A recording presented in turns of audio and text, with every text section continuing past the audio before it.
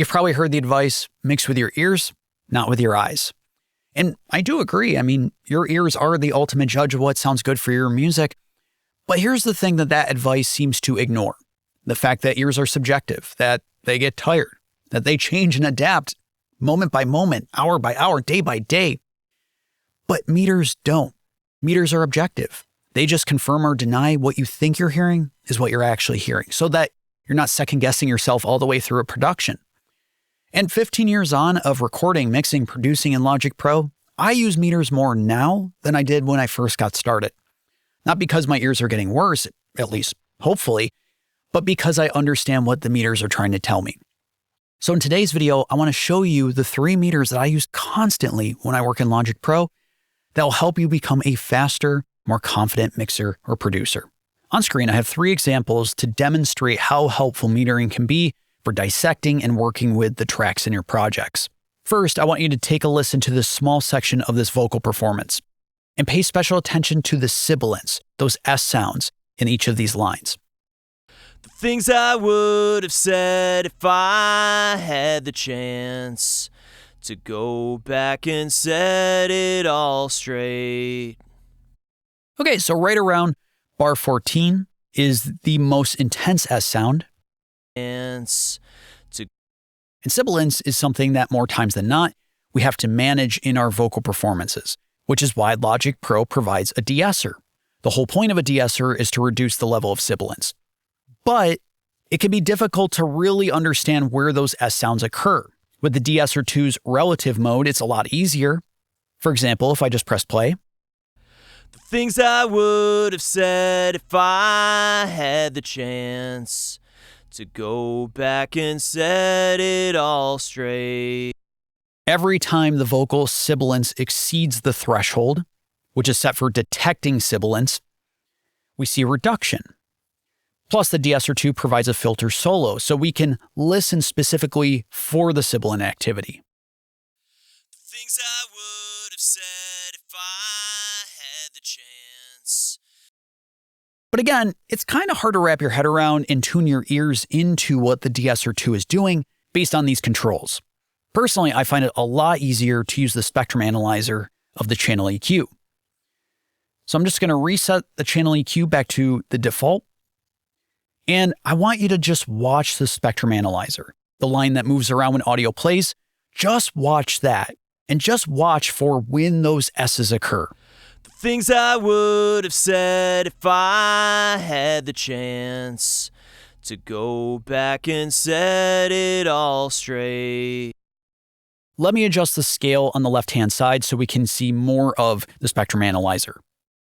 The things I would have said if I had the chance to go back and set it all straight. You can see it right around 4K and above. That's where the sibilant activity is occurring. And so I'm going to set my De-Esser to about 4K. Let's now see this in action. The things I would have said if I had the chance to go back and set it all straight.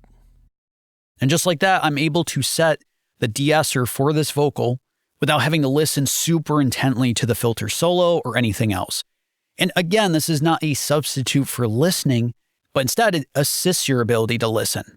Now I want you to take a listen to this acoustic guitar. Between bars 21 and 22, the acoustic guitar plays a chord that lurches out a little too far relative to everything else that's being played.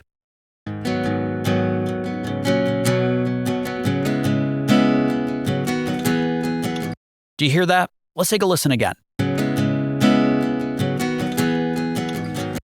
Right, that one chord is a little louder than everything else and it lurches out in an uncomfortable way. Plus, just looking at the waveform also confirms what I think I'm hearing. Another really handy tool for diagnosing and for better understanding your dynamic processing is actually Logic's compressor. I've loaded compressor. I'm going to turn the ratio down 1:1 and turn the threshold up to 0 dB, which means that at this moment, the compressor is not doing any sort of compression. We start it right back here and just watch the meter here.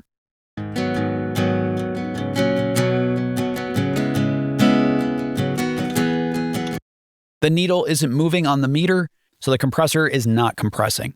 But what I want to show you is this graph meter of the compressor. This is a really helpful visual tool for better understanding dynamics in audio.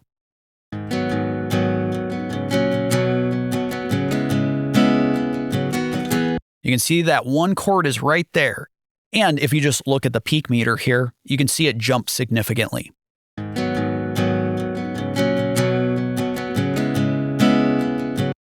Right, we see it go from about 15 dB to 11 dB. So that chord is 4 decibels louder than everything that came before it. The point here is the graph view is going to show us what my dynamic processing does to the acoustic guitar. So of course I probably would want to load a compressor, but I'm going to choose to load ChromaGlow, which is a relatively new plugin in Logic Pro. And I'm going to set the model to squeeze. Now the moment I start increasing squeeze, the guitar is immediately going to get louder, so I have to adjust using the level out. Let me quickly increase the squeeze and reduce the level out.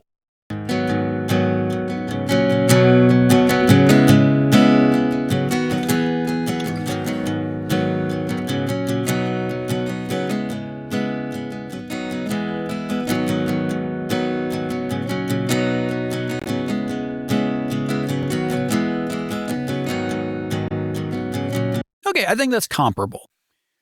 So now, let's look at the before ChromaGlow and squeeze is in the picture.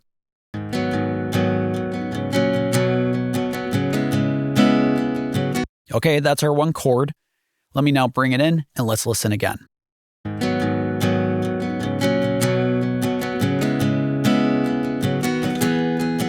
That's a significant reduction on that one chord. I'm going to do it back to back very quickly. So I'll start right around bar 21, bypassed, and then bring it back.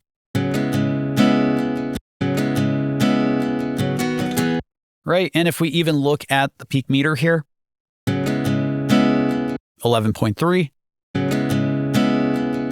14.3. So that's a 3 dB reduction on the loudest chord, and frankly, the rest of the performance sounds pretty consistent compared to what it was before.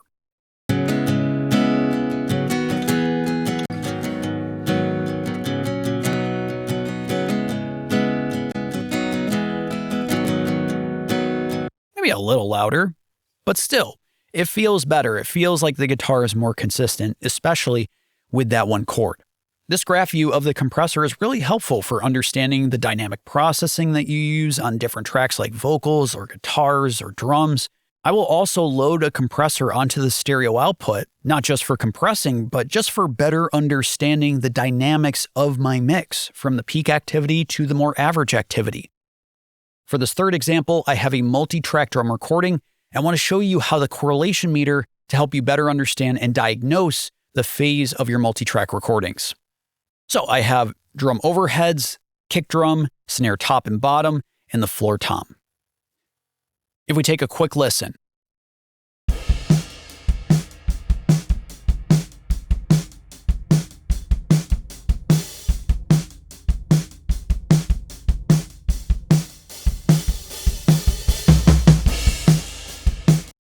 Cool, so we have multi-track drum recording. This is a classic scenario where we have to figure out the best phase relationships between the different elements that were recorded at the same time.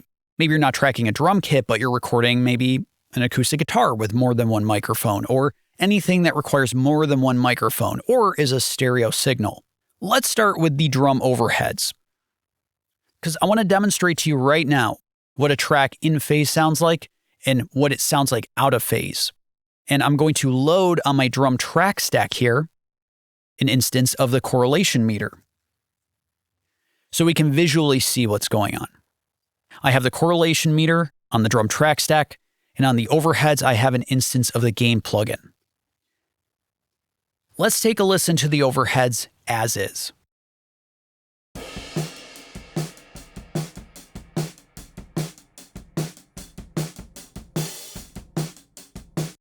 As you can see on the correlation meter, the line of the meter is bouncing between 0 and +1, which means more or less the overheads are in phase. Next, I want to show you what it looks like and sounds like when a stereo signal or a multi-mic signal is out of phase. So I'm going to flip the polarity on one side of the overheads. I suggest listening to this with headphones.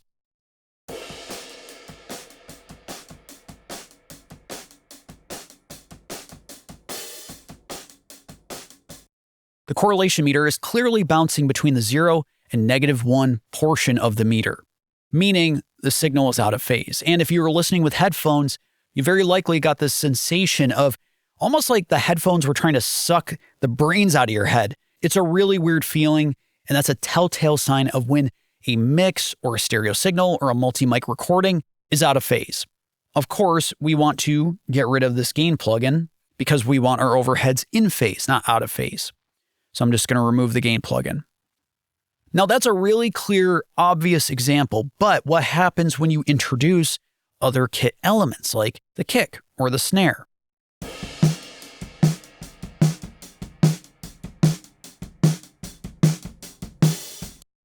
Okay, I mean, it sounds good. I like the sound of the snare, but how do we know if the snare is in phase or out of phase with the overheads?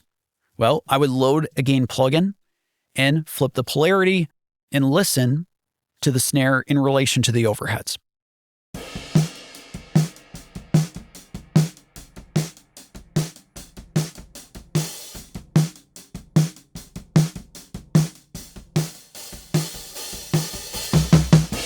Now the good thing here is the snare is very obviously out of phase when I flip the polarity of the gain plugin, because all of the body of the snare seems to disappear, but the correlation meter was no help in this situation.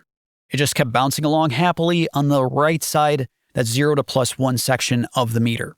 And this can be difficult to suss out with other tracks, which I'll demonstrate in a moment. So what I like to do is hard pan the overheads. If you have separate tracks for the overheads, like overhead left and right, just pan them both to one side. And with the snare top track in this case, I'm going to pan it to the right side. And let's watch the meter.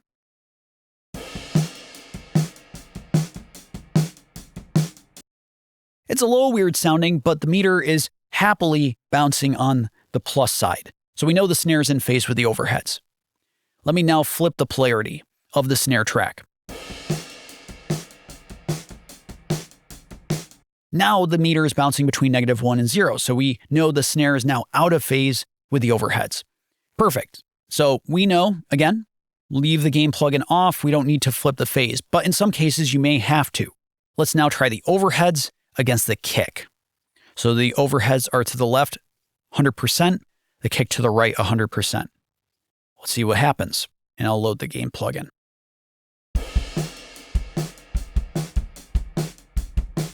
Okay, this isn't as obvious. Every time the kick hits, it bounces on the right-hand side. But it's pretty close to the 0 line. Are these in phase or not? Well, let's flip the polarity on the kick drum and let's see what's up. While still close to that 0 line, when the polarity is flipped on the kick, it's now out of phase. So I'm just going to leave this as is. The correlation meter on the stereo output or on the track stack for an instrument group that's been recorded with more than one microphone or is a stereo signal is a great way to identify if the different signals or the left and right sides of that channel strip are in phase or out of phase. Your ears and the meters on screen are not in competition with each other. Your ears do the creative work and the meters just confirm or deny if what you think you're hearing is what you're actually hearing, and not swayed or deceived by the subjectiveness of the time of day or what you ate earlier or anything else. The goal is to get you to your destination faster and with more confidence. So I say, use all the tools you have available to you. But I'd love to know, is there a meter or a visual tool that you rely on when you work in Logic Pro? Or are you in the ears only camp? I'd genuinely love to know.